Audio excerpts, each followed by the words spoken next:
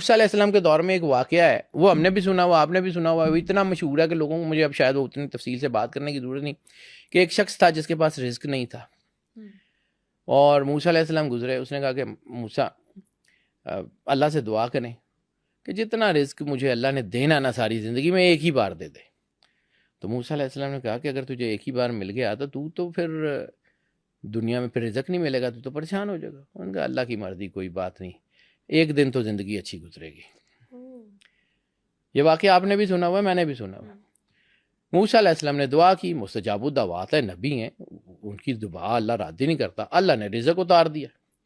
1 سال کے بعد موسیٰ علیہ السلام کا اس کے گھر کے پاس سے گزر ہوا تو اس کا بہت بڑا محل ہے، اس کے گرد لوگ ہیں، وہ بانٹ رہا ہے، اس کے کنویں ہیں، اس نے کنویں بنوا دیے ہیں، لوگوں کی مدد کر رہا ہے، رزق تھوڑا ہی نہیں ہو رہا۔ موسیٰ علیہ السلام نے اللہ سے پوچھا، یا اللہ تو نے تو اس کا ایک دن کا رزق دیا تھا، جتنا اس کو زندگی میں ملنا تھا ایک دن میں دے دیا تھا، یہ سال ہو گیا اس کا رزق ختم نہیں ہو رہا۔ تو اللہ کا جو جواب ہے نا، یہ اسرائیلیات میں یہ واقعات ہیں، بہت خوبصورت ہیں۔ اللہ نے کہا کہ اس نے جتنا اپنے استعمال میں کرنا تھا کر لیا، باقی اس نے میرے راستے میں بانٹ دیا۔ سبحان اللہ۔ تو مجھے اس بات سے حیا آتی ہے کہ اس نے میرے راستے میں دیا ہو اور میں اس کو روک دوں۔ یہ جب تک بانٹتا رہے گا نا، میں اس کو اضافہ کرتا رہوں گا۔ اس دیکھ تو نظر نہیں آتا، اس نے کنویں بنا دیے ہیں، اس نے لوگوں کی مدد کر رہا ہے، یہ لوگوں کو بانٹ رہا ہے۔ میں اللہ ہو کے مجھے اس بات کی حیا آتی ہے کہ یہ لوگوں کا بھلا کرے اور میں اس کا بھلا نہ کروں۔ سبحان اللہ۔ تو یہ اس کی نصیب کا رزق نہیں ہے، یہ وہ رزق ہے جو میں نے اس کو ملٹیپلائی کر کے دیا۔ اچھا، جیسے ابھی آپ نے بتایا کہ اللہ ملٹیپلائی کر کے دیتا ہے، تو کن کن صورتوں میں اللہ رزق کا وعدہ کرتا ہے؟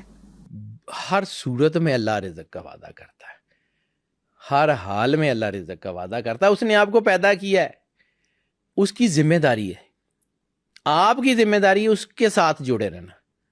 لیکن اللہ اتنا وفادار ہے، اللہ اتنی شدید محبت کرتا ہے، آپ اللہ کا انکار کر دیں آپ کا رزق بند نہیں کرتا، آپ اللہ سے دشمنی کریں آپ کی سانس نہیں کاٹتا، آپ اللہ کے خلاف کھڑے ہو جائیں وہ آپ کی معیشت تنگ نہیں کرتا۔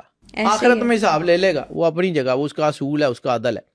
دنیا میں آپ کو جو ہے نا وہ رسوا نہیں کرے گا، کبھی بھی نہیں کرے گا۔ اللہ کی ڈگنیٹی جو ہے اس کے خلاف ہے کہ وہ لوگوں کے ساتھ بدلہ لے، یہ اس کی ہے۔